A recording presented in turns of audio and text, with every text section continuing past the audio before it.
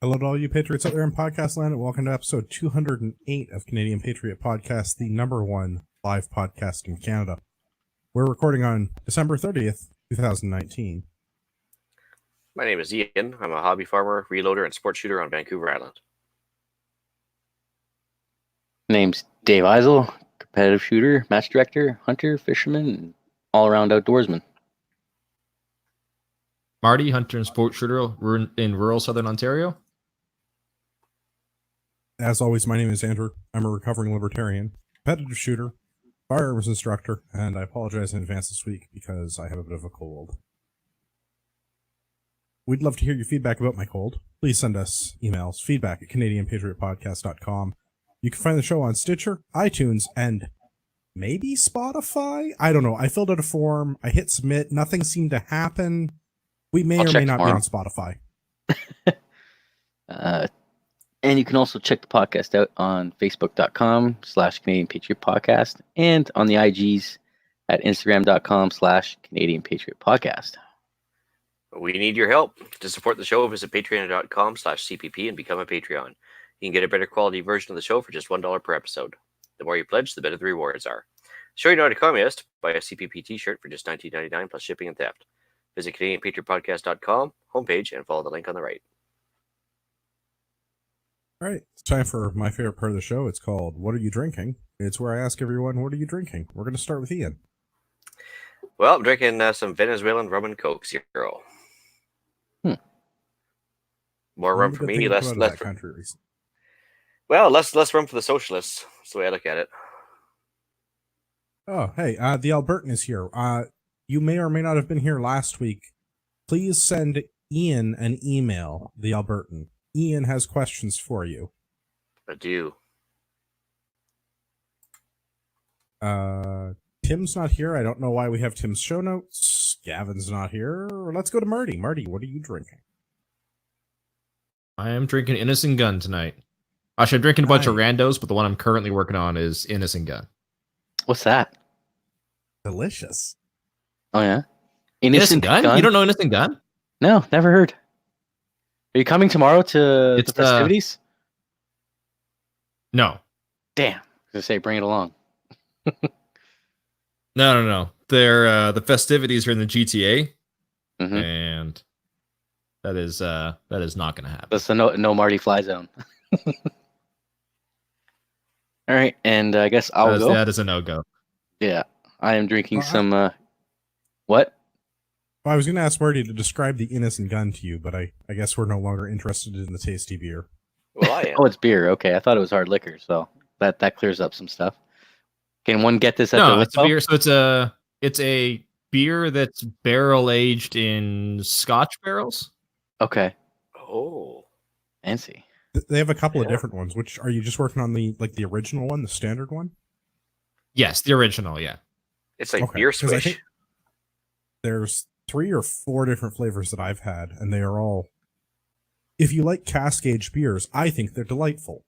But certain people that don't do a podcast anymore because of their contempt for their audience. Yeah, I'd say the other ones, I think they're all good, but I find that the other ones, they kind of it almost tastes as good as the original. Like, there's nothing, I still find the original one to be their best one. Yeah, LCBO? I agree with you. LCBO. Yeah, okay. I'll have to try some. Maybe even tomorrow. And then I'm drinking white rum with Coke Zero as well. Because, Keeping it keto. Yeah. You know what they say about clear liquor? No, I don't know. What do they It's say? for women. Oh. Well, it's leftovers. I'm just polishing it off. Getting ready for the good stuff tomorrow. Oh, that's fair. I can't fault you for that. I am going to fault you for not putting it in the show notes, though, because it's hard for me to type and talk at the same time. So I guess we should do the news. The news is going to be, for the 4th week in a row, we're talking about guns. Did we miss what Andrew's drinking?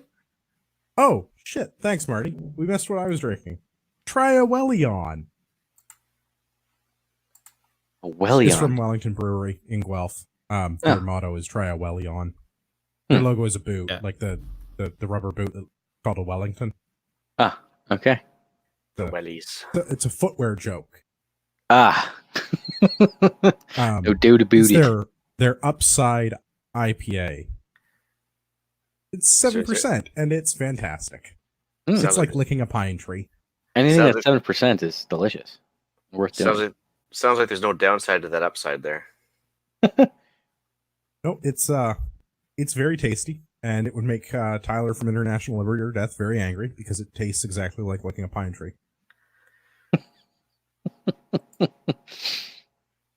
All right, for the 4th week in a row, guns. We're going to do some other stuff this week too, I hope, or at least I have other stuff planned, but the majority of the episode will be guns.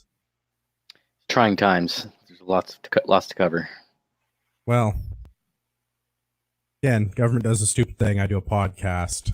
Never going to run out of material. Not with this current government, that's for sure.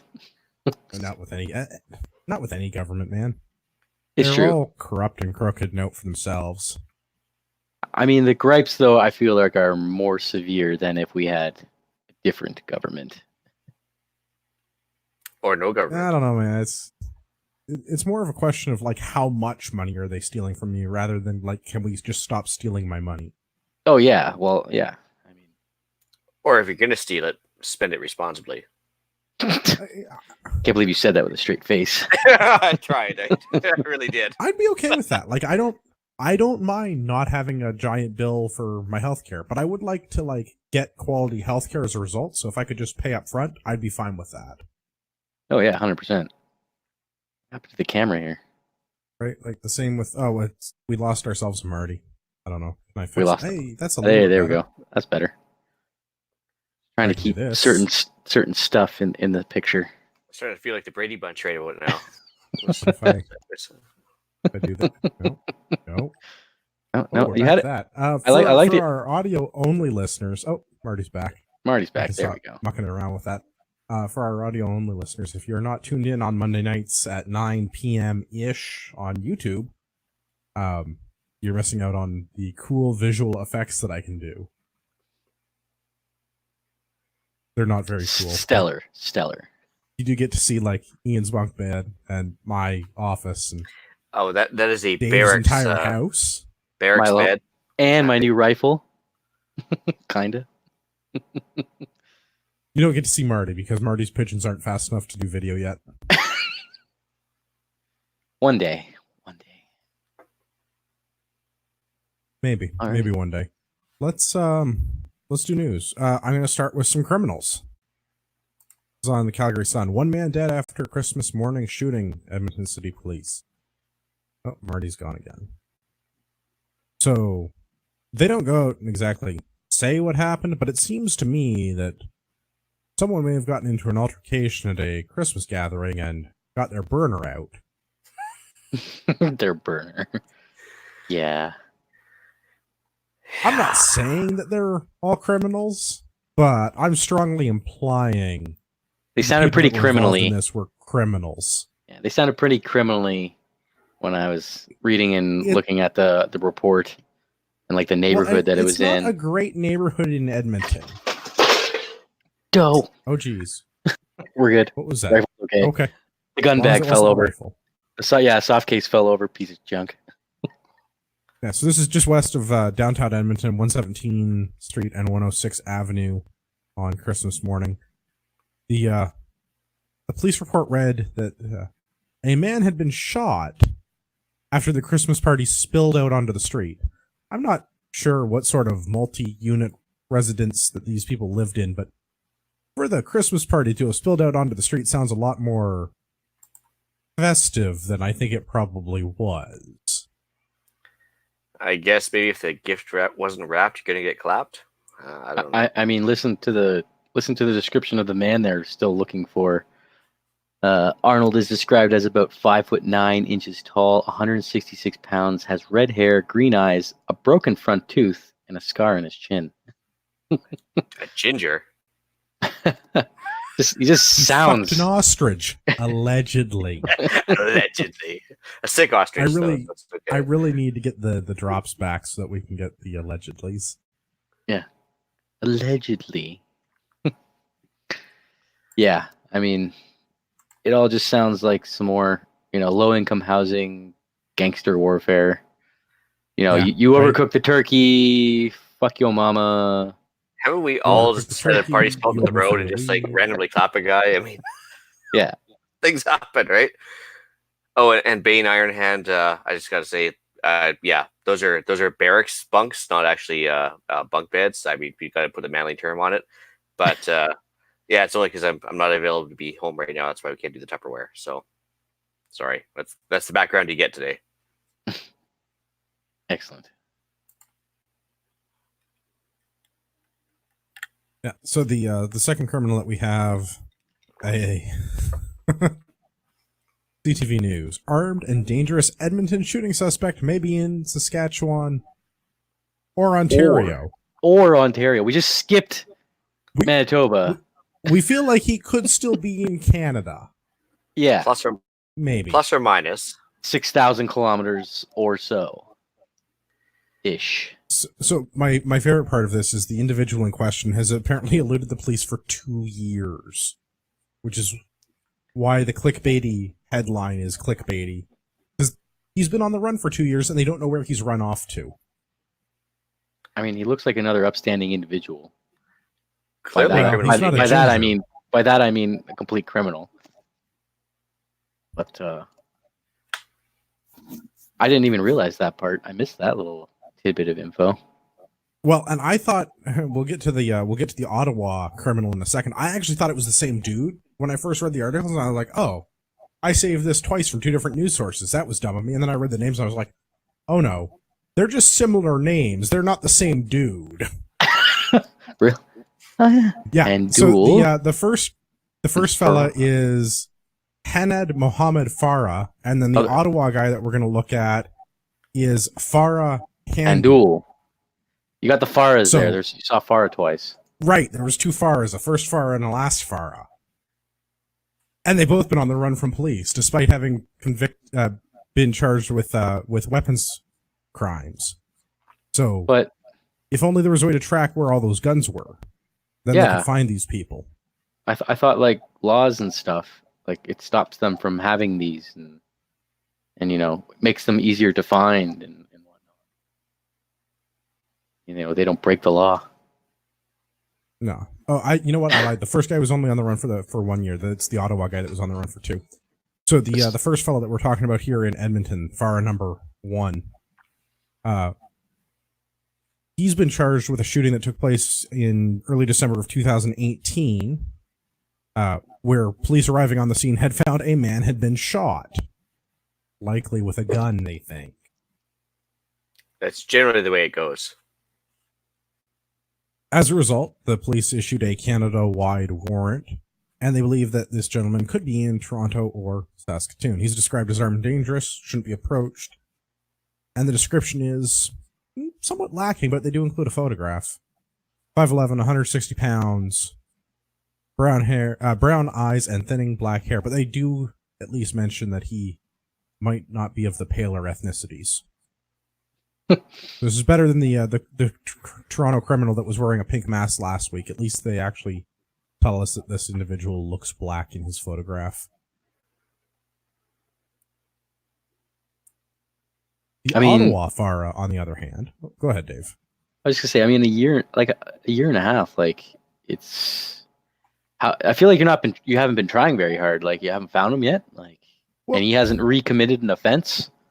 Find that hard. to Well, he believe. hasn't been caught recommitting an offense. Let's talk about the next guy, because there's some parallels that I want to draw with that, and the amount of time that these guys have been on the lam is part of that. So our second Farah Handel, is charged with second-degree murder from a 2017 shooting in Toronto. He's been on the run for police in Ottawa, not Toronto, in Ottawa. He's been on the run for 2 years.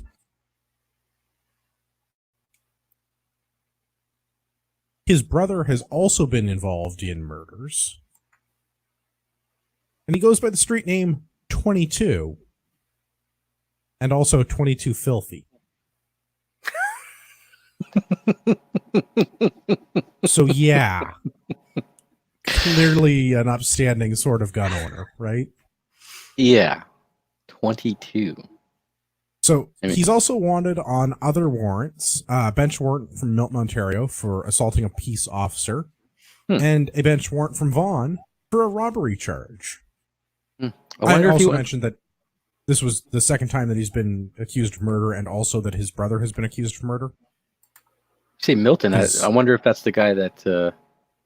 I wonder if he went by any other aliases. I had cops show up to my door one day asking me if Jose was home or if I was Jose, and I'm like, Did you know 22 Filthy?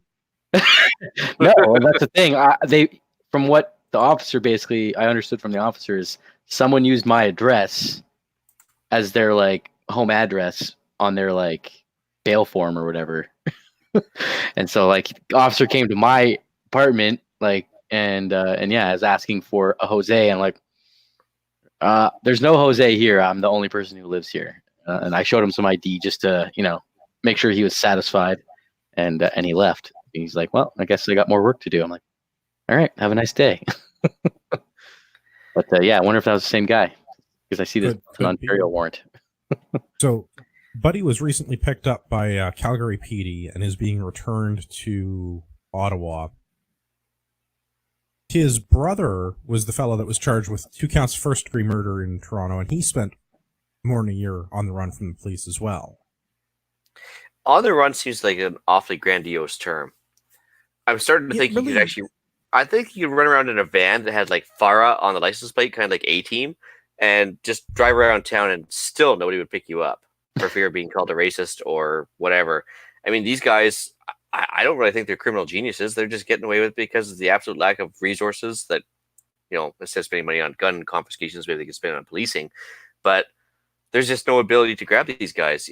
They're not really on the run per se. They're probably just sitting in their same home that they've always been sitting at. Yeah. Right. And that's kind of that was sort of the parallel that I wanted to draw with this, is all of these police agencies with all of these actual murderers running around, and nobody's able to pick them up. You can't tell me these guys were on the run. Like, they're probably using social media. They probably have cell phones. They're probably not paying for everything in cash, although it's likely being drug dealers, they do have more cash than the average bear. But triangulation is a thing, right? I mean, like, they do have the ability to triangulate cell phones. These guys got to have a number for more than a day or two. I mean, if they really wanted to get these guys, they could get them out the same day. Well, I don't think there's a lot of interest in actually apprehending these criminals, and maybe not from the frontline officers that are involved, but as an institution, police are not worried about tracking down murderers like this. They're busy dealing with all of the other things that they're being tasked with dealing with. Yeah. I mean, what are the Queens Cowboys doing besides losing firearms, though? Ooh, shots fired. There's always traffic tickets. There's always traffic tickets, man. Well, yeah, I know they tried to hand me out one of those in New Brunswick, but luckily I got off with a warning. They got to generate more revenue for the state, right? I mean, that's their job. Yeah. I mean, I thought as the Queens Cowboys, generally they were more had like a, this was my assumption before I, realized how wrong the world is. I thought they were more of like an FBI type role where, they go after the big bad guys that cross provincial lines, like these guys, but oh, so you're thinking they're more like the Timothy Oliphant, like U.S. Marshals type of thing with like a TV Man, show. that hat is like- delightful. like with the hat with the Tommy Lee Jones, man. Tommy Lee Jones. Yeah, they're Every more like that. outhouse. Oh, throw away Henry- that nickel-plated sissy pistol. Yeah. So no. In more reality, they're more like any other banana republic. They're agents of the state, and their job is to either generate revenue or harass law-abiding citizens to keep them in line. Yeah, That's fair. It's less reality. work than going after criminals. Because and there's less likely for people to fight back because they're law-abiding citizens. Just a Well, thought. I have a fun little segue that we can use. If you were going to fight back against the police, would you want them to have their armored rescue vehicles? This is in CTV. Rescue. Yeah.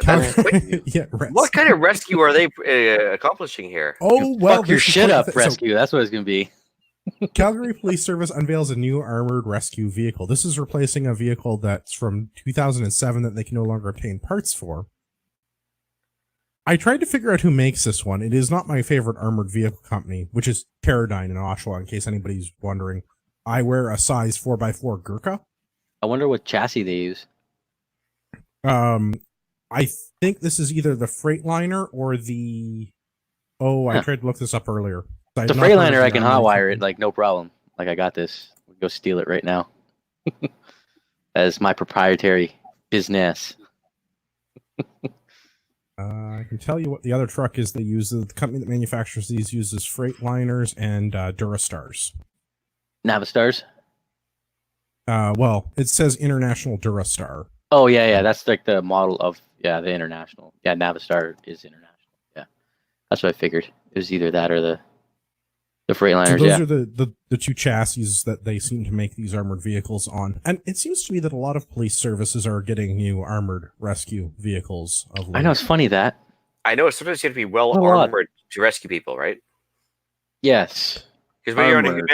humanitarian missions, often require like heavy duty armor to protect yourself from the marauding bands of legal gun owners, right? Yeah, I mean, you know how much sand you can fit in that for like I mean, it is bike kind building of missions? tinfoily to suggest it, but it does seem suspicious to me that a large number of municipal police services are finding ways to buy $500,000 armored trucks. yeah.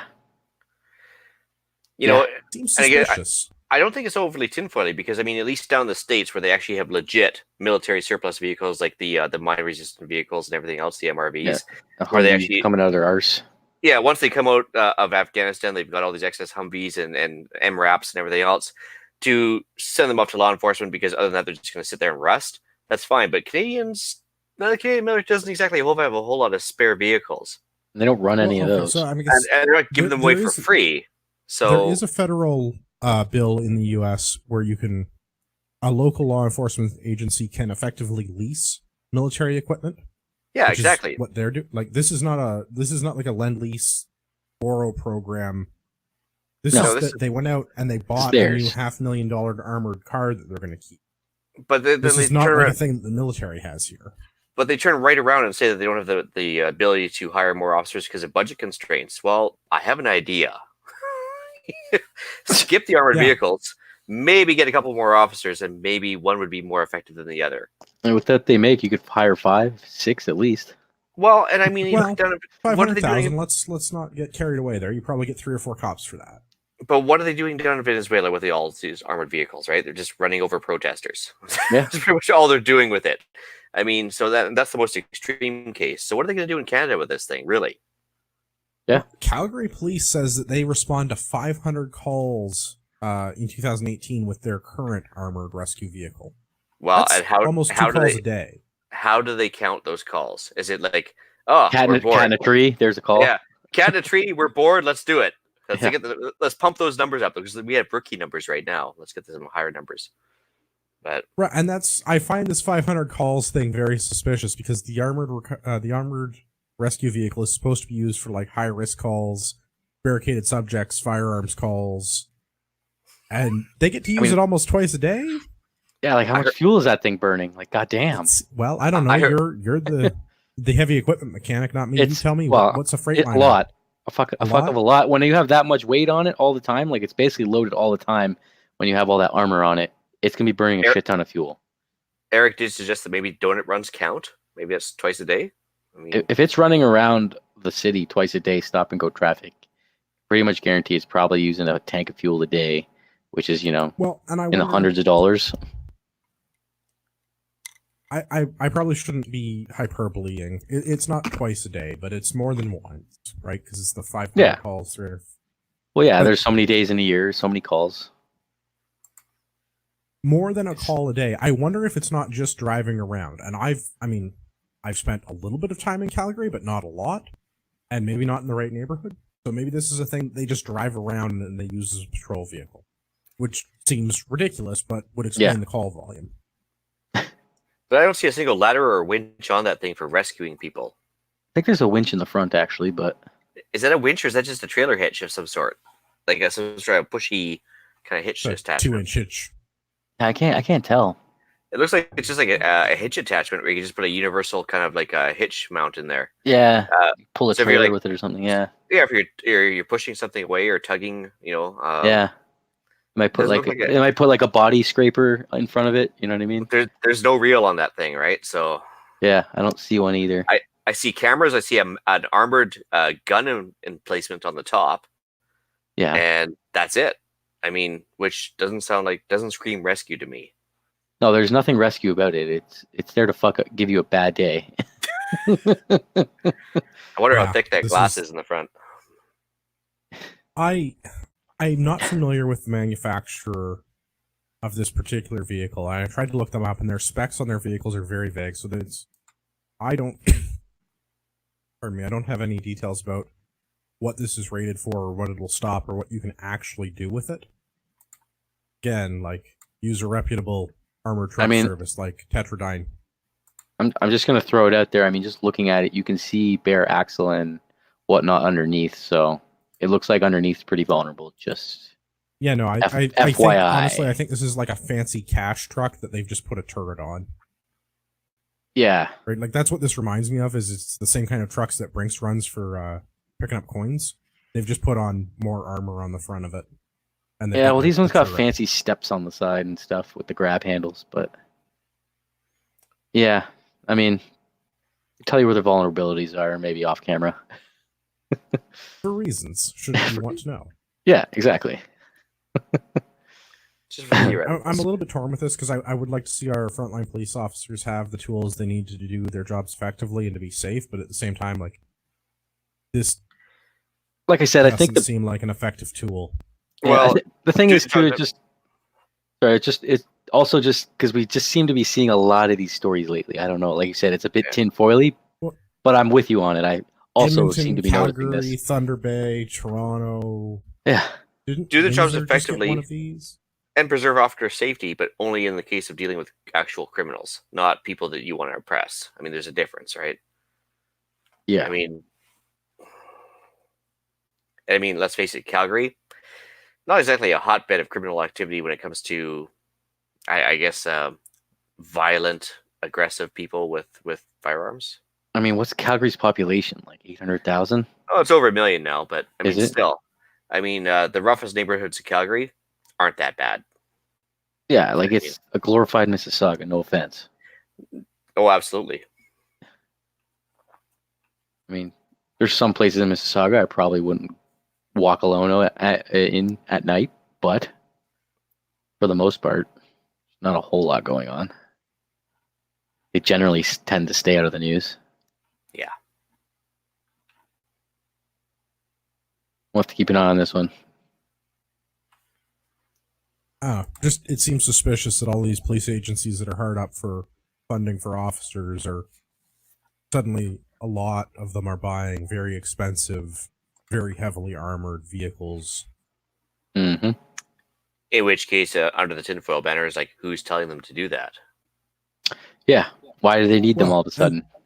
Part of it might just be zero-sum budgeting, right? Like, hey, we can't Got to spend that keep money. running this. We can't keep running this truck that we have from 2007 because we can't get parts for it. So I guess we better buy a new one. So we better figure out how much it's going to cost to have another one for to last us whatever that is, 13 years or whatever. Mm. Right? So Yeah. I don't know. Some of it might just be the way that the city does their budgeting. Like you get a new armored truck every decade and a half.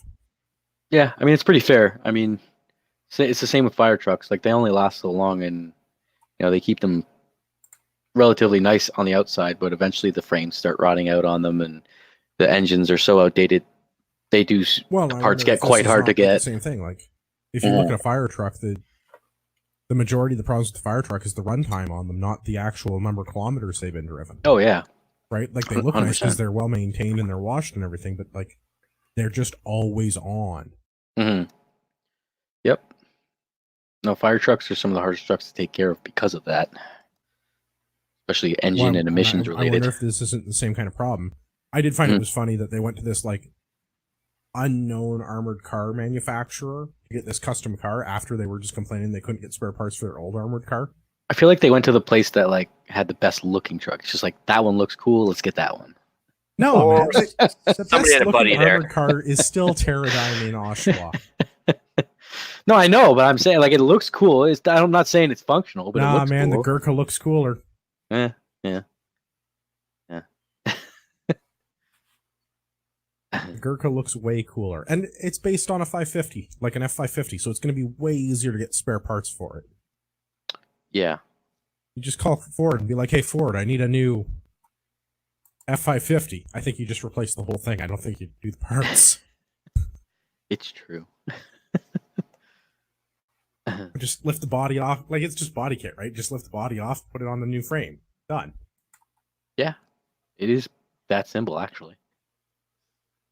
I'm sure I'm oversimplifying it, but that's okay. Let's talk some more about the police. This is in Blue Line. Blue Line's a police magazine here in Canada. This is on blueline.ca. Myth versus reality, the science of firearms training. There's so many made up things in this article. It's going to be hilarious. You guys ready? Let's go. All right. So I'm not going to do the individual things in it, but I want to go into the there's the physiology of stress that they talk about. And this is why they train people to do gross motor skills. And anytime anybody talks about gross motor skills with firearms, I like to bring up this thing called reloading. This is literally the definition of a fine motor skill. You are pushing a button with your finger and then grasping a magazine with a finger and a thumb and then inserting it into a roughly same size hole. This is the definition of fine motor skills, but hey, that's okay. With as long as they're emphasis on getting training, I guess. with an emphasis on timeliness doing so. Well, but that's what I mean. Like, this is firearms manipulation is all fine motor skills. Pulling a trigger is fine motor skills. Like, this has nothing to do with gross motor skills. And whoever wrote this doesn't understand the actual physiology around stress. Because if they did, they would be saying police shouldn't have guns because you can't use your fine motor skills under stress. If that were the case, well, and maybe this is why they have some problems. Looking at you, Montreal police officers, New York City police officers, that shoot everything except their intended target. Mm-hmm. There's also some other stuff that was a little bit more on point in the article, that they were talking about police not being able to fire warning shots. But again, as soon as they started talking about it, they started making things up. Projectiles can travel thousands of meters. Mm. Well, true. Not likely when you're talking about your service pistol. Those 9mm, man, I tell you. I mean, I get what they're saying, but also we could do without the hyperbole. Yes, warning shots are dangerous to the public. Yes, warning shots have no effect. But also, how far does a 9mm really travel? Is it thousands of meters? Because I feel like that's not the case. Yeah. Like, I would be impressed if you could get a 9mm to go 1,000 meters. I was going to say, I feel like you'd be lucky if you could get it to go half that, like 500 meters. You got like a 35-degree angle or something, like way. Yeah, like lob it in there, but then it's just going to like bounce off you and you're. Yeah, that's what I'm saying. Like, I mean, like, the physics are there. I'm sure you could get projectiles to go that far, but if you're talking about somebody's service pistol, you pretty much catch him at that point. Yeah, like I feel like it wouldn't even break skin if it's like on its way back down. But yeah, bad news for Mr. McClatchy from Slamfire is that police don't do warning shots. No warning shots. And No police also warning. don't shoot to kill. They shoot to stop, which is an interesting euphemism. Stop. Which that's kind of like when it's kind of like when you euthanize a bear, like the problem bear. The conservation officers show up and euthanize a bear. Police don't shoot to kill; they shoot to stop. Well, how do you stop somebody? Generally, it's like grievous wounds, or you fill their traumatic chest cavity with lead. Yeah, traumatic wounds. I mean, which are going to lead to killing the person. Like, I mean, I didn't quite agree with that part of the article at all. It's like, well, they're trained to go center mass, and that's where all your like important bits are. So you're generally shooting to kill. Sorry. Yeah. I mean, the threat will stop when the threat is dead. Yeah, I mean, generally, I mean, I watched old episodes of Hawaii Five-0 from the 70s where they talked about winging the guy just to like, stop him from like, terrorizing people. That's not really how they work. No, and I mean, the article does at least point that out, that they are also not trying to, or able to selectively try to wound suspects. Yeah. You can't shoot guns out of people's hands, and you can't. So you can't just shoot them in the leg to get them to stop running. In reality, yes, like you are shooting to kill when you go center mass. I mean, that's the way it is. How it works. I think my favorite paragraph in this article is police are not being equipped with assault rifles or military weapons. Equipped with I'm glad I got advanced that part. combat tested sight systems, officers That's can engage deadly threats as far out as 300 meters, pussy. With their patrol car. Sorry. So the simple answer is then they should just, if they want to ban assault rifles, fine. But as long as they avail patrol carbines to the general public, we'll all be fine then, right? Because patrol carbines are much safer than assault rifles. Yes, I agree. Can we show this I would article? Still like to have assault rifles personally. Well, Well, I mean, but I'll settle for patrol carbine with a standard capacity magazine. I mean, Yeah, I would take that. It's That's a good step in start. the right direction. That's a but start. I would like a crew-served belt-fed machine gun personally. you're not wrong. Children aren't strong. You need to have them work as a team. A crew-served weapon is perfect for children. and I'd like to have a 50 BMG anti-material rifle in semi-automatic, but we can't have everything we want. Well, for the links reasons. is available for now, for another 2 weeks at Yeah, least. there is a thing for that. Is there? Because I mean, I know the Barrett 50 was not allowed in Canada because No, but of its semi-automatic fire. But the links is allowed right now for about another 2 weeks. And then what? Well, Then Order in council. then ordering Oh. council is going to happen. Oh well, yeah, I guess so. The links is actually kind of cool because the whole barrel Yeah, recoils. that's the British one, isn't it? Is it GMX or GMC or I can't remember what the brand name is, but I just yeah, mean like the British military are using it. yeah, I believe I know which one you're talking about. It's a pretty cool muzzle brake on it and whatnot. Yeah. Anyways, back to the article. Patrol Sorry. rifles, not assault rifles. Definitely Yes. not military grade. Yeah, mine are Well, better. better, yeah. Weapon or assault Well, and rifle. that is part of the argument with this is that these patrol carbines are being made by the same companies that manufacture assault rifles for the military because they're good at making firearms that work. And, First time, every time. I mean, maybe, kind of, but also military procurement is typically lowest bidder. So maybe not And how every much- time on the first try. And how much of it can you make? Right? And that's the thing. So, like, yeah, our police are lucky they're using Colt Canada, formerly Dimaco C8s for the most part. These are reputable, well-made, generally respected AR-style patrol rifles. That doesn't mean there's not better ones out there. Yep. They're pretty good. Yep.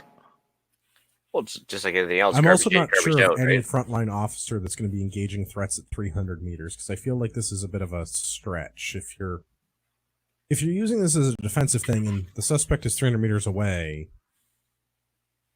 Yeah, I mean, I don't take making making a 300-meter shot lightly. I doubt I would do it in the streets. I mean, one breeze yeah, and you're gonna miss. sure. You know what I mean? Yeah, you and I can do it at a range where we're doing service rifle and we're shooting a 300-meter target. And yeah, because we're on a range with a safe backstop and all that, and we've identified our target. We know we have our safe backstop, and we know we're capable of doing it. Mhm. I don't think I want to do it in downtown Toronto because that's like 2 lights. Not even if you say you're like he's coming right for us. At least, yeah. I mean, yeah. Even like I said, a stiff breeze will put it into the person beside him that you're shooting at. At And that's what I mean, 300. like at 300 meters, like that does not seem like a reasonable thing. But I mean, inside of 150, I would take that shot every day of the week, for sure. In which case, Yeah, and you know what? 100 yards with a patrol carbine is definitely better than the 20 yards with a service pistol. yeah, Oh, way better. Even with a red dot. But Yeah. Especially with a red dot. good one. I'm Yeah, not sure that we want to be giving people the false impression that they're going to be safe at these extreme ranges just by virtue of having the firearm. Just like because the firearm is capable of shooting at 300 meters doesn't mean you're going to make effective hits on target. Also, I'd like to know which police officers are actually training at that distance. Well, and that's part of the thing, right? Like Dave and I know a fellow that works for Toronto. They're on an indoor range to do all their firearms qualifications. They're 50 not yards. they're not out at extreme ranges. There's the odd like OPP guys that I know do some stuff, but again, it's rare. Like it's generally you're not most of your average. I'd say about at least 75% of your police officers are not training with a carbine in general, and they're not training at that distance either. No, and I mean, this is part of the problem is I would love to see frontline police officers have the tools to do their job and for them to actually be policing rather than doing all of the social work and community service and hug-a-thug programs that we have instead. But they're not doing those things, and I don't think that they're getting the training time on the firearms that they should be getting. They're not getting the training time on any of the things that they should be getting. When was the last time you heard a police officer talk about taking a defensive driving course? They literally drive all day. When was the last time one of them took a driving course? I mean, when was the last time any of them took a not even a pistol course? Not even a defensive driving course. How about like an aggressive driving course where you actually like try and like take out the rear quarter panel of the guy and flip him around? I mean, back in Depot or like I guess it's OPC for the guys in Ontario. But I mean, if you go to Depot in Regina, they actually have like a closed course to actually train proper driving skills if you actually want to take down a criminal. But that's a once. Right, but how often do you get to practice those driving skills once you're through school? Yeah, once. Yeah, exactly. And it's definitely a finite skill, just like shooting. You have to do it to stay on it. That's totally perishable. But I don't think that I don't think it's a bad thing that they're getting more of these patrol carbines. I don't think it's a bad thing that we're getting. Well, I like the fact that they keep using the right lingo.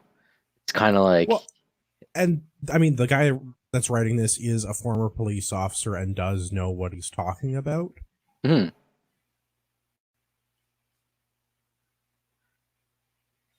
So, like, it's not a bad article, but there's some things that are definitely a stretch in it. And yeah, bottom line is still the police officers are not getting the training that they should be getting to do the job they should be doing, not that they're actually doing the job of policing. Yeah.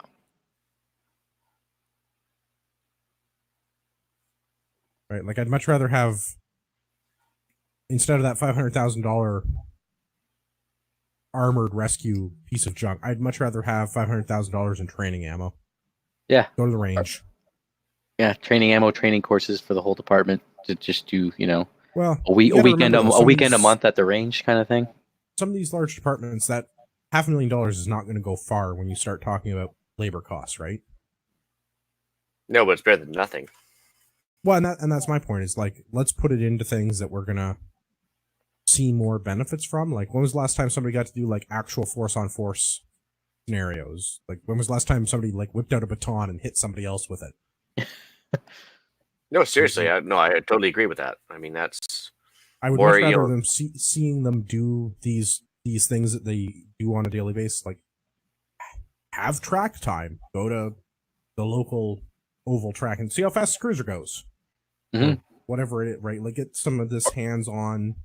See how it handles its speed, right? I mean, yeah, every car is different. You got to know its limits in order to drive it. Take this $500,000 and instead of buying a new unnecessary armored vehicle, put it into a training budget.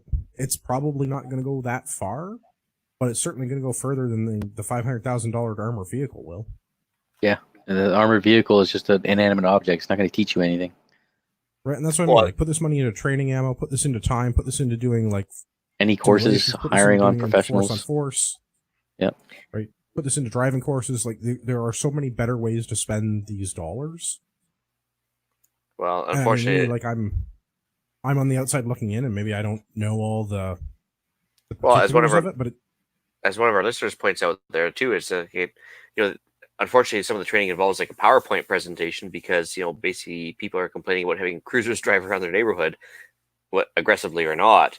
I mean, unfortunately, we're dealing with a bunch of people that are just not, well, I'll use the term sheeple, but they're just not used to seeing police officers as much as they would like. So when you actually try and train these guys, sometimes there's public pushback too. So yeah, it reminds me of when they got mad at the Army guys for carrying their C8s. So ridiculous. Yeah. I mean, like, I wish the public would be more receptive to allowing realistic training for certain members of the law enforcement community as well. I mean, but unfortunately, we're dealing with a lot of people that can't handle even the remote thought of well, I'll use the term violence, but I don't know what else to use right now. But I mean, it's artificial bubble a lot of people have been living in, and it doesn't allow for good training or acceptance of reality when things happen, right? Yeah. Oh, acceptance of reality. Let's use that. Toronto Sun editorial. Pardon me, this Colt's kicking my butt. Editorial. PM knows banning handguns won't work. No shit. This is pretty good. So this is an opinion piece. It doesn't seem to have a specific author, but it is on the Toronto Sun, so we know that they lean in a certain direction. A better direction, I guess. Well, a different direction. Ish.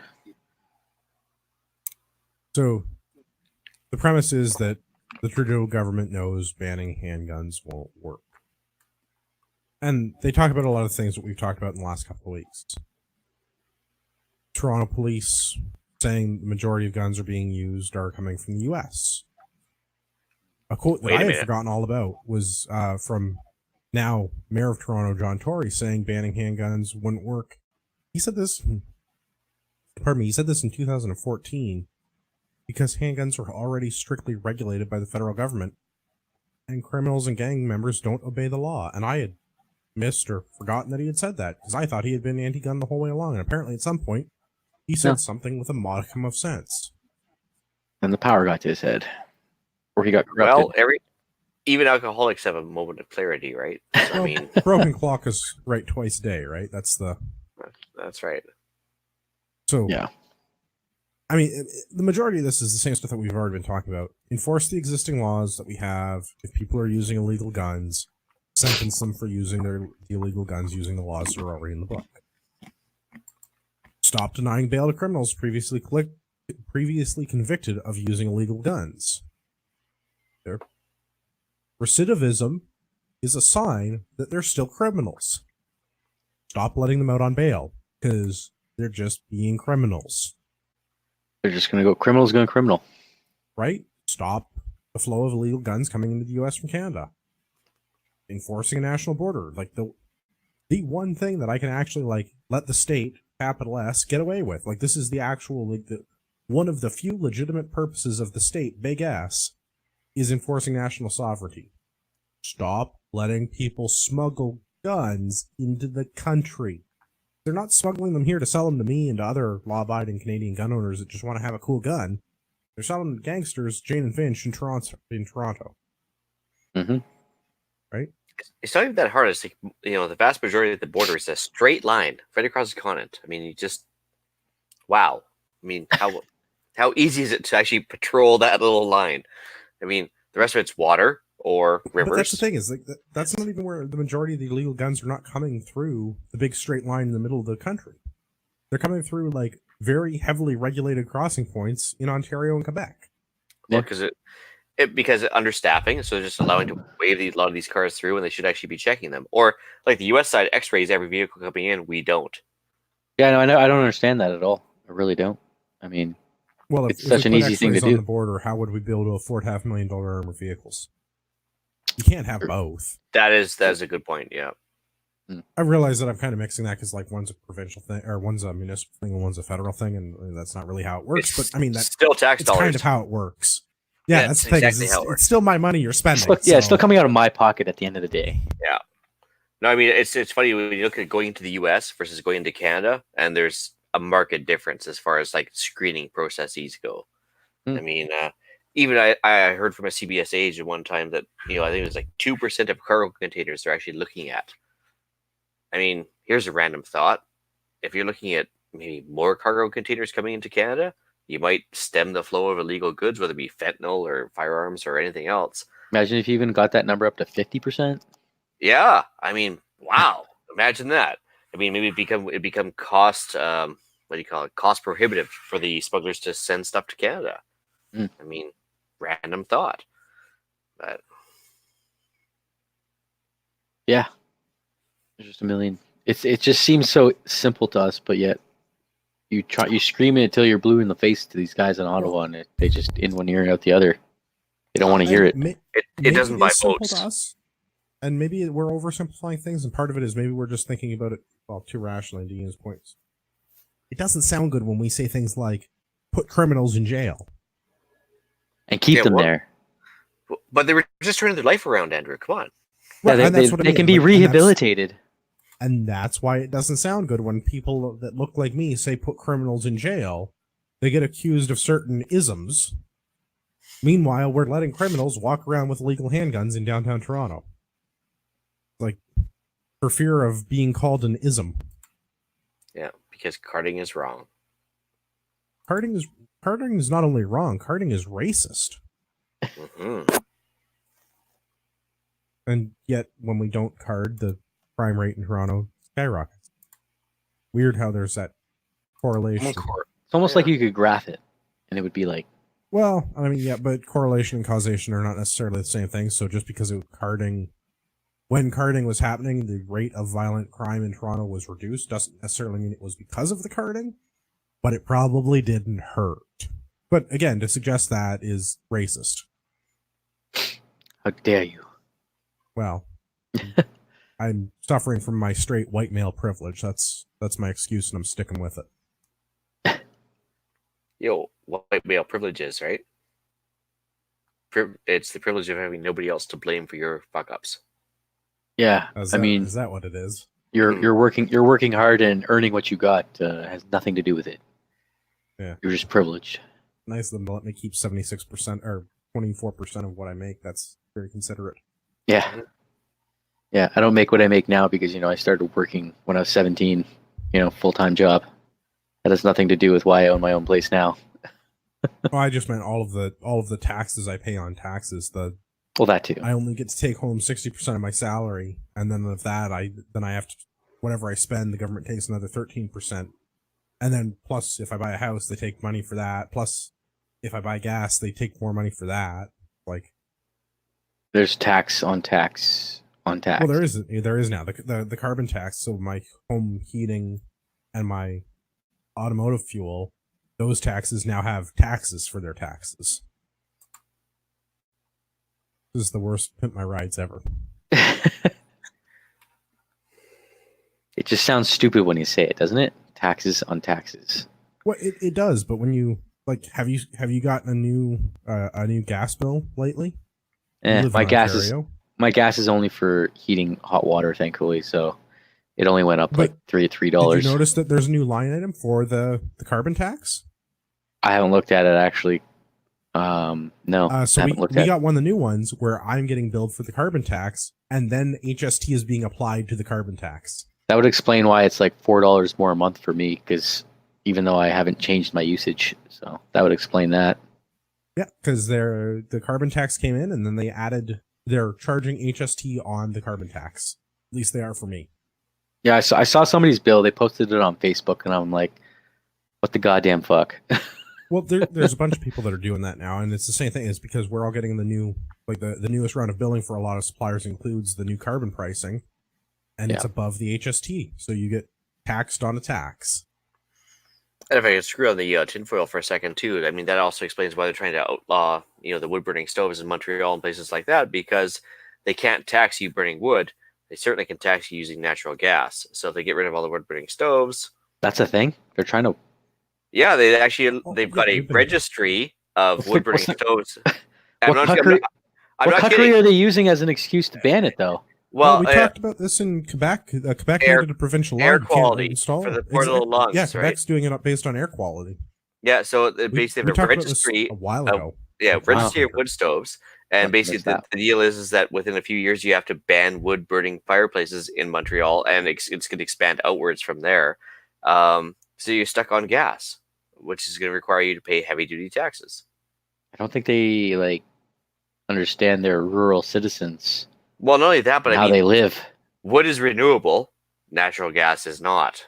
I mean, wood actually captures carbon to an extent. Natural gas does not. But I mean, they can only tax one of them.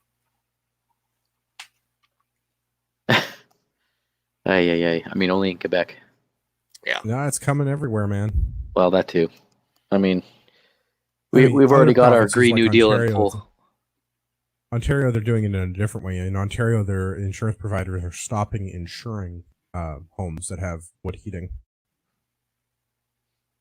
So it's just like it's a different type of bureaucracy. It's not expressly being done by the government, but I can't imagine why insurance agencies all of a sudden are stopping to cover. That was never a problem before. Right? Now all of a sudden it is. Hmm. And it's not like one insurance company that's doing it. It's like all of the insurance companies are doing it now. Exactly. Like, what fucking meeting did they get to that told them that they had to start doing this? Yeah, I mean, I'm not saying that people. I mean, are how like many sitting honest in a boardroom like rubbing their hands together? But it kind of seems like some people might be sitting in a boardroom rubbing their hands furiously. Bit of a Like, how many- stonecutters thing, you know.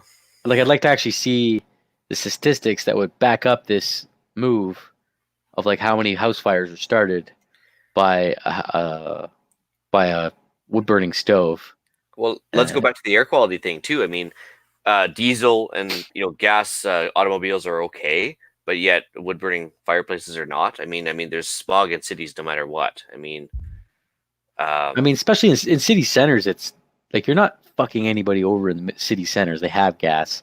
It's the rural areas and that don't have as easy access to this stuff, or it's still cheaper for them to do it this way. Yeah, so if you're in a downtown core, you expect the diesel fumes and the gas fumes, but when you're out in the rural country, you don't have as many diesel and gas fumes, but you have wood burning, particulate. What's the difference? I mean, it's all the same as far as I'm concerned, but yeah. I have a friend that his grandfather just lives outside of town. It's only 5 minutes away. I can get there in 5 minutes, but he uses a wood stove because it heats the house really well. He has access to wood, and I don't even know if he has. I don't know. Like, the gas is probably too expensive out there. Like, everything's more expensive in the country, right? Yeah. Delivery fees, man. And also the infrastructure. A lot of places, you're 5 minutes out of town, you might not be on a natural gas line. Yeah, 100%. Exactly. Well, just like Bane Ironhand points out, the off-grid guys are most affected, which is kind of what they want. They want dependence on the state. So if you ban wood stoves and all of a sudden you have the off-grid guys coming back on the, requesting a higher electrical usage or higher gas usage, it's a thing, right? Like myself, I have no gas lines where I am. I have hydro, but I mean, we rely on wood heat to augment the heating of the house, right? Yeah, because electrical heating's expensive as shit. Yeah, I mean, the radiant floor heating we have is $600 a month if we really wanted to do it, or we can use wood heat, which is like deadfall on the property. Make your choice, right? Oh, 100%. Yes, I would also advocate using only deadfall on the property, not any other sources that you may find. This is me being silent. Definitely not politicians.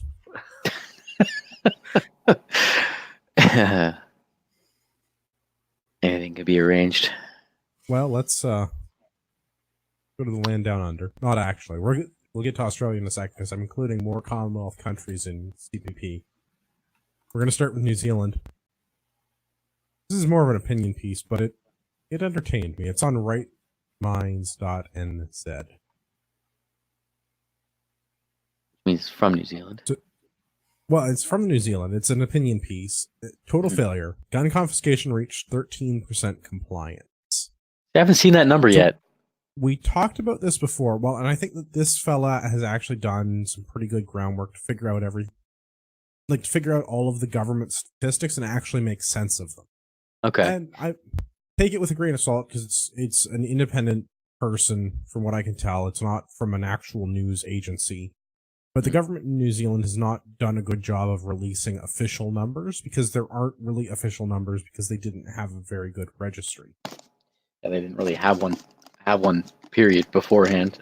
Well, they kind of sort of quasi had some things registered, and they had a list of licensed firearms owners. So there was like kind of a quasi registry, and they can extrapolate some things based on importation of guns into the country. Plus, they're going to pump up those numbers to try and make it sound better, because the numbers that I kept seeing was like around 20%, which sounded a little better. Like, I feel like the truth is probably somewhere in the middle, but I feel like this guy's numbers are more. He actually tried to do some math. Right. And not to say that he hasn't necessarily done the opposite thing of the media, but like the truth is probably somewhere in the middle, like it is with most things, right? Probably around 15%, which sounds about right. we heard about this number before, the 56,000 firearms that were confiscated. I mean, bought back by the government. Mhm. Assuming they all came from licensed owners, this means that everybody that turned in a gun was 12% of licensed owners. Yeah, it likely wasn't likely to be all licensed owners, because there'll be the same thing that we had here when we had our amnesty programs. There'll be people that are like, oh yeah, we've had this 22 in the shed for 50 years. Here's the gun from somebody's grandparent that we don't care about anymore. So I'm sure there were those kind of turn-ins as well, just people getting rid of old stuff they don't want anymore. Mhm. And the standard, like, widows and children, like, getting rid of somebody's collection of stuff that they didn't want but didn't know how to get rid of it up to this point.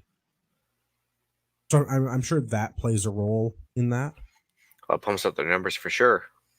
Well, Mhm. but here's some of the fun numbers that they didn't talk about in any of the mainstream media articles that I saw, or like the CBC article that we looked at previously that entertained me. 63% of those 56,000 guns, well, discounting the ones that were turned in without compensation, so 50,000. 63% of that 50,000, 31,500 of those guns were centerfire semi-automatics. This is the modern semi-automatic military style assault rifle type guns they were really targeting. There's some other stuff that falls into centerfire semi-automatics. This isn't uncommon for hunting guns, and And they also other did things. shotguns fell under this too, didn't they? Certain types of shotguns are centerfire semi-automatics. Yeah. But the thing that they're really targeting with this language was the military style semi-automatics, or your things like your AR-15s and your HK G36, and I'm having a hard time drawing examples of other centerfire modern black rifles. I guess the Swiss Arms and the CZ-858s and those kind of guns. So they've managed to get 30,000 of these things out of the hands of the public. Doesn't sound like a statistically significant figure. Not compared to how many are out there, supposedly. Well, and so there's some. This is where the math comes in. Mhm. So the biggest firearms store in New Zealand is called Gun City. Great name for a store, by the way. Their estimate is 185,000 semi-automatic centerfire firearms in the country, and the government estimate is 240,000, based on figures extrapolated from the Customs Enforcement Agency in their country. So, depending on whose math you want to pick, whether it was 185,000 or 240,000 centerfire semi-automatic firearms, 13 to 17% compliance. Which is almost on line with Quebec's compliance rate, right? It is. Quebec was right around 15% estimated. So that's Good. good.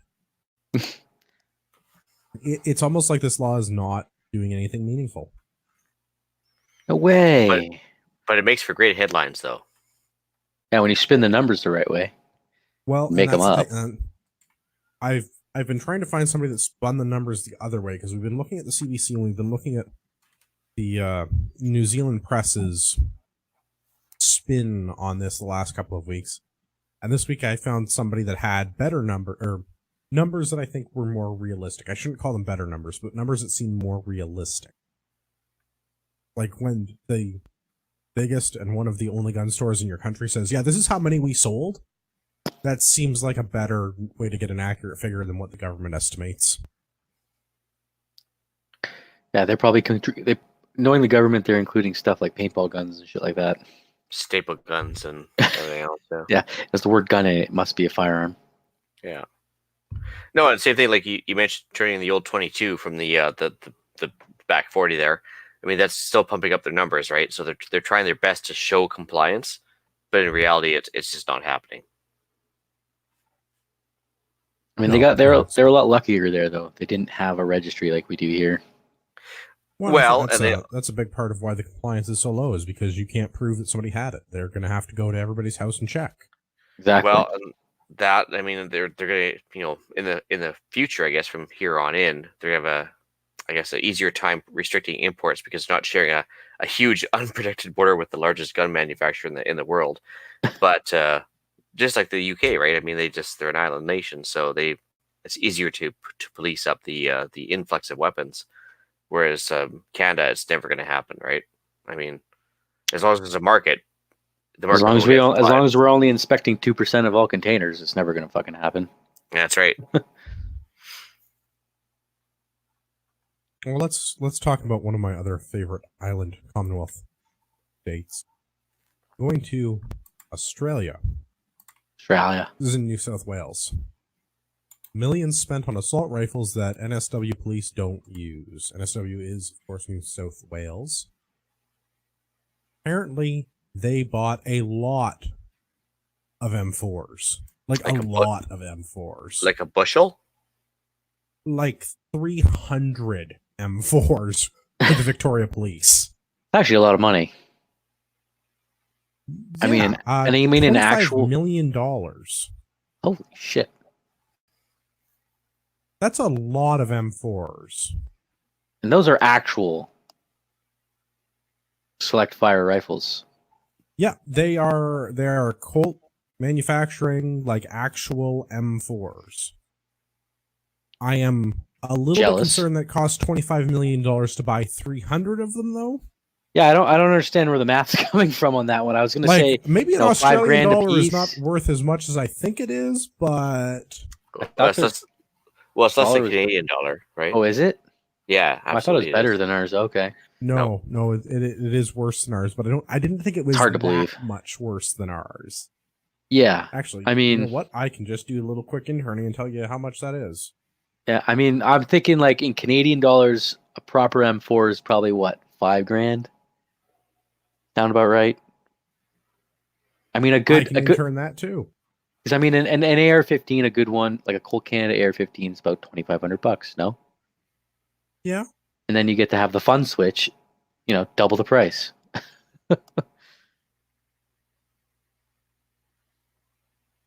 What is Google telling you? Google there is no way it's telling me it's the right figure. It's saying it's $900 for a Colt M4, but I think it's actually just giving me a price for a lower maybe an LE 6920. No, I think it's giving me a price for just a semi-auto. So basically, they spent about 60,000 Canadian per rifle. 60,000.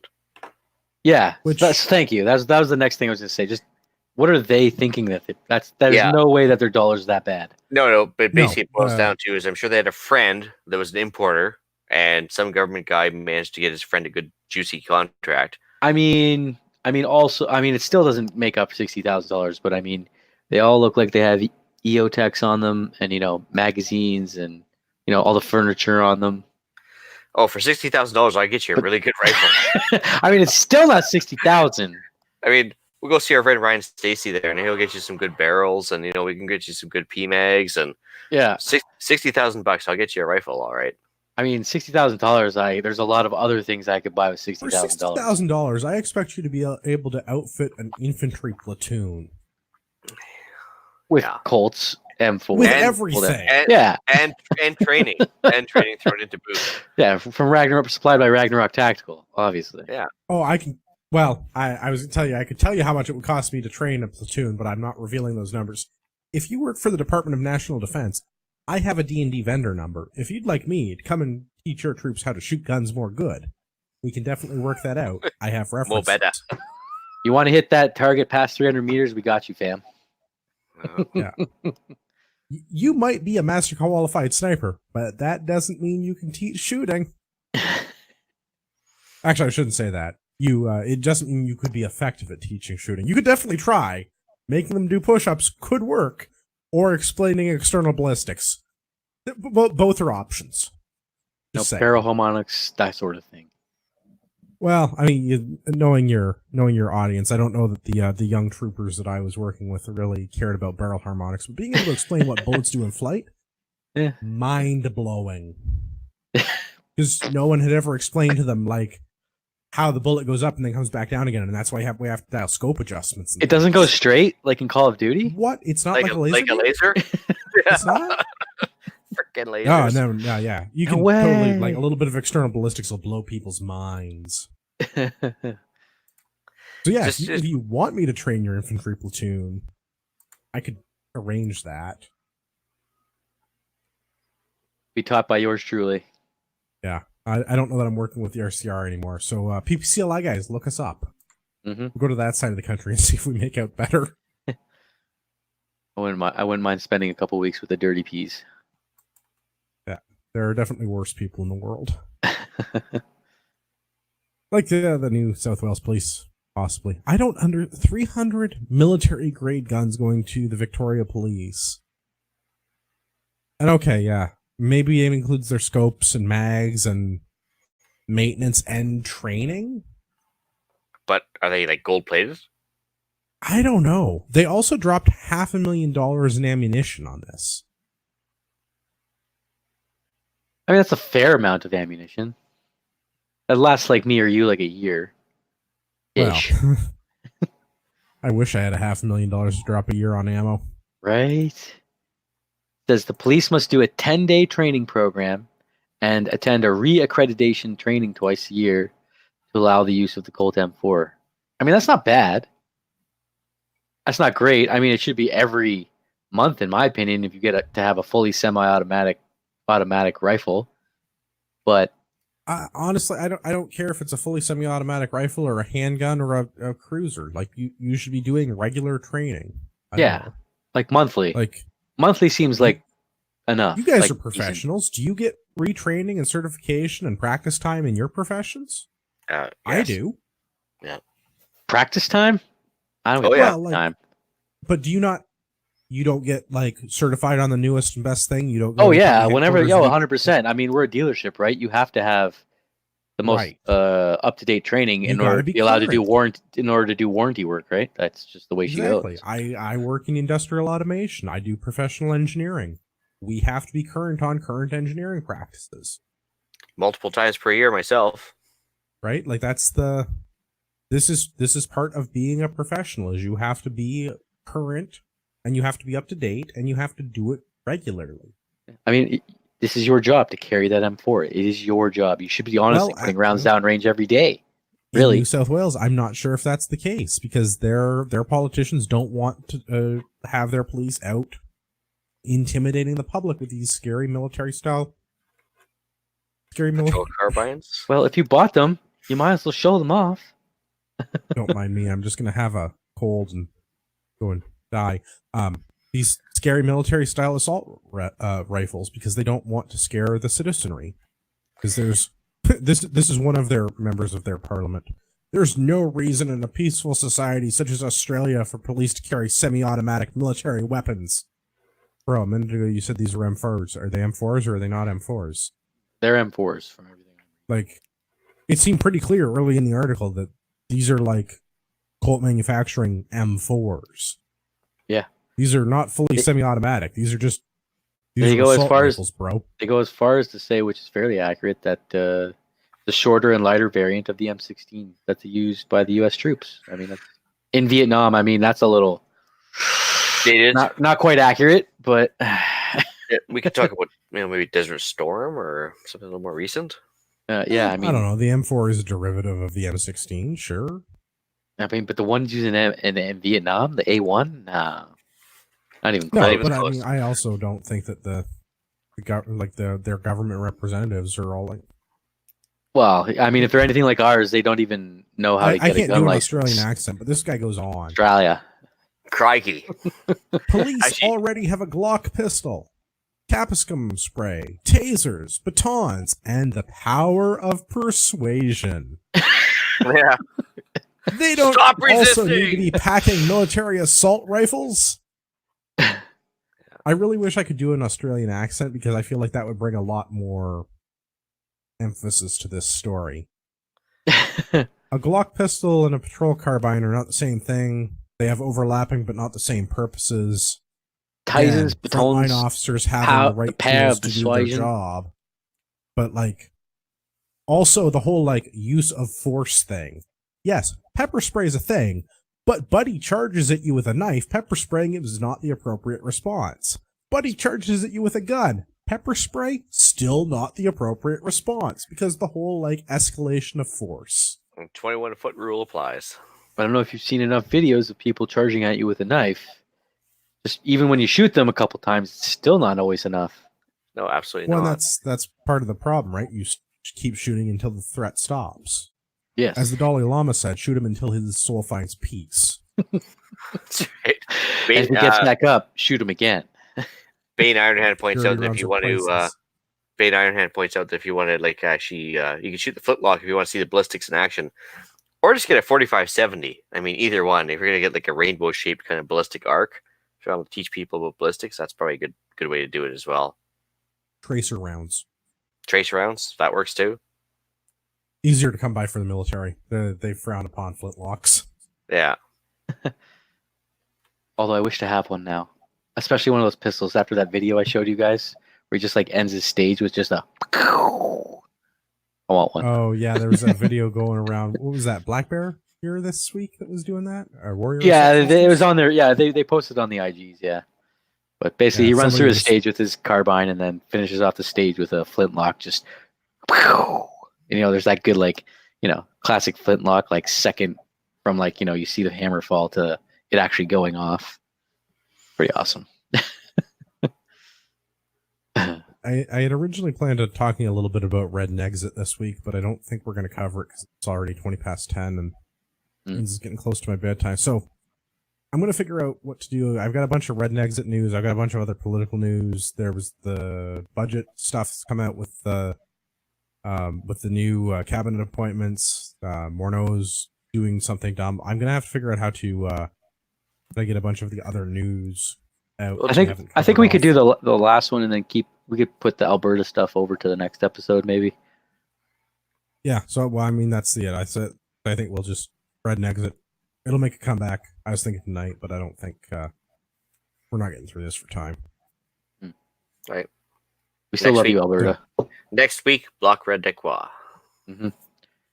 Yeah, we haven't forgot you, Alberta. Unlike our Prime maybe we'll just do a show about Alberta next week. We could. I'm sure there's enough material. Yeah, but there'll be so much gun stuff that I'll have missed. I really like guns. Oh yeah, it's true. Well, there'll be no shortage of material for the next month or so, at least. Yeah.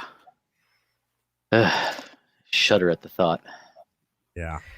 Yeah, tell me about it. All right. Ian, where can everybody find you when you're not on CPP?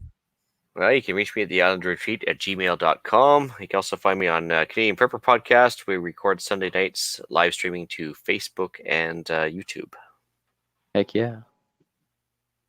Dave, where can everybody find you? You can find me on the IGs at the same name that I'm here on the screen, Diesel6223. Give me a follow and a like, and you can see my trials and tribulations of my shooting competitions and whatnot across the year. It's a good time.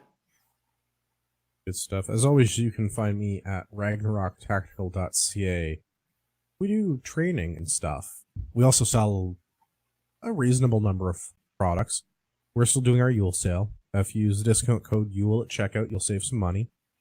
By the time this comes out, you might get into the last Taco Tuesday of Yule, which is a 20% discount on all of our in-stock high-speed gear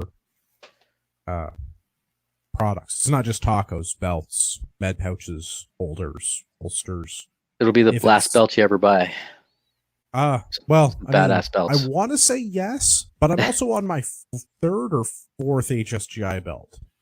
Like you wore them out? You wore them out? No, I keep buying. I'm like, I don't have one in that color or that style. Oh well, yeah. I mean, you're not going to wear them out. I mean, of course you're going to have one of every color. There's 7 less days of in a love week this year, so I had to get a my regular, like my work pants belt is an HSGI, just like a normal rigger's belt. Yeah, just a duty belt. Yeah.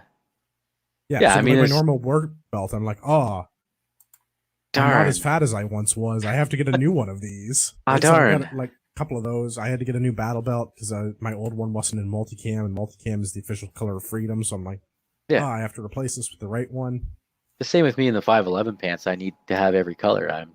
I think I'm down to I only need 1 or 2 more colors. You can also get that at Ragnarok Tactical. Shot show. They'll come out with another color that you don't have. Well, yeah, but like I said, there's 7 days in a week. And, you should generally change your clothes once a day. So you need something for every day. The ladies prefer that. True. That's what I've heard. Usually. They don't. We need to have conversation. Yeah. Bring those standards up a little bit. Yeah. So, Taco Tuesday is the discount code on Tuesday, 20% off HSGI stuff. This is our second Taco Tuesday for Yule. And on our regular Yule sale, check the discount codes on the website. The discount code is Yule, Y-U-L-E, spelled like it sounds. I think that's it. We should apologize to Rod. Rod couldn't be on this week. The rule stands, one token Westerner at a time. If he wants to fight Ian for the top bunk, he knows how to do it. As you can see, there's a bunk available. He just has to come up, show up, get the fisticuffs going. Right. Little Donnybrook. Thunderdome. That's right.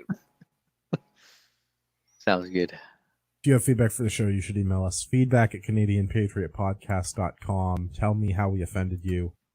I haven't got hate mail in a while, and I kind of miss it. So I guess either the haters stopped listening or the content improved. And I feel like I'm the same. So for all of our listeners out there in podcast land, I'd like to remind you that you're the true North, strong and free.